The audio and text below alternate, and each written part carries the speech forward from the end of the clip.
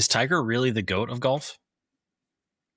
There's a big argument. It's honestly kind of like the Jordan LeBron argument. It's between Tiger and Jack Nicklaus, Mm-hmm. because Yeah. Jack Nicklaus has more majors.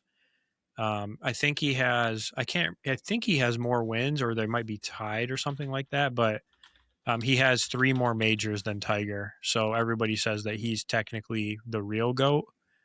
But also, I mean, again, he played in a different era, so I don't know, man. It's like, you know what I mean? It's like, are you going just off the statistics of how many majors? Is it how Mm-hmm. many wins? Like golf, you may be measured a little bit different since it's an individual sport versus a team sport.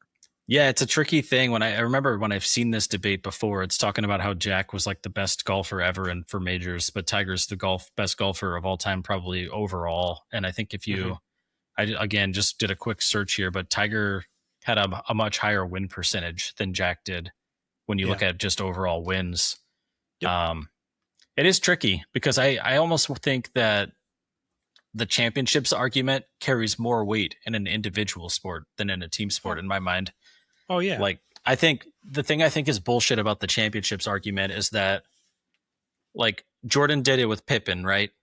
LeBron carried Matthew Dellavedova's sorry ass to the finals, and then lost there to a stacked super team in the Golden State Warriors. Like, how is that a knock on LeBron? He carried this sorry ass team all the way to the finals that had no business being there, and people act like because he lost once he got there that makes him worse for being there. They would rather he just never made it at all.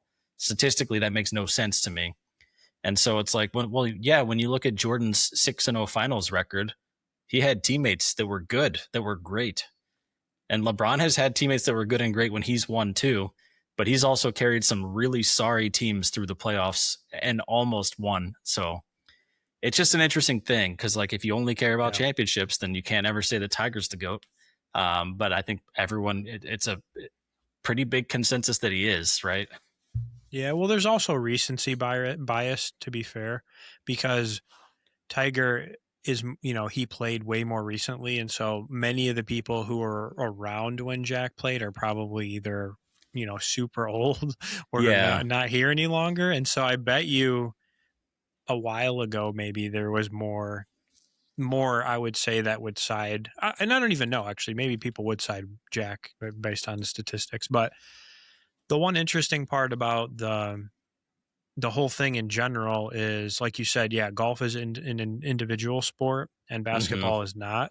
I think the thing that you can't really measure, there's not a great way to measure this, right? It's not, so this is not like an objective thing, Hmm. but it's like, what did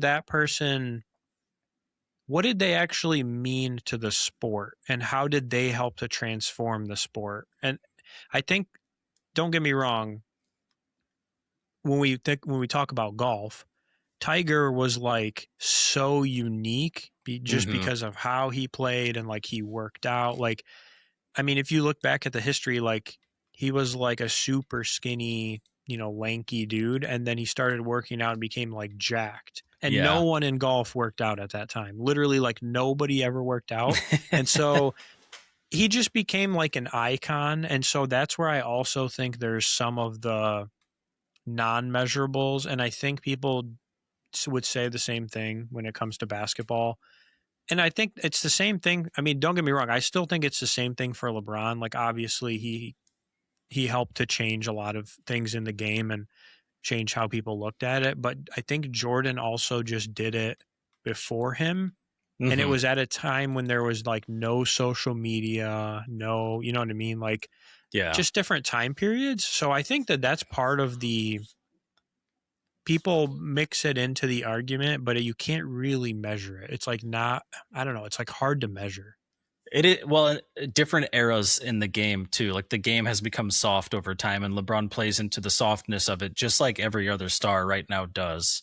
Yeah. People are always like, "Oh, the flop." Yeah, and James Harden flopped more than anyone I've ever seen when he had an MVP year, and Russell Westbrook has flopped his time, and Shea is flopping like freaking crazy right now and winning MVPs. And so it's like, yeah, I mean, LeBron played the game the way that the game is played right now, and that's not a sexy thing to see. You don't want to see grown giant athletes flopping on the ground like little wusses.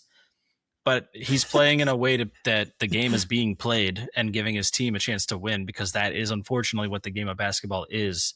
And people are always talking about how soft he is and how he would have never made it back then.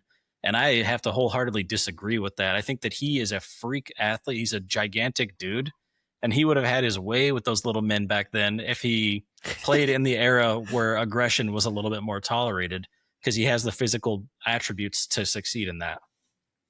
Yeah. That's why I'm saying it's like so hard to measure some of that. You know what I mean? There's like, obviously the statistics are the statistics, but like the other stuff is what's hard to measure. And that's where I think it becomes a lot more subjective of like, what do you prefer versus what do I prefer? Yeah.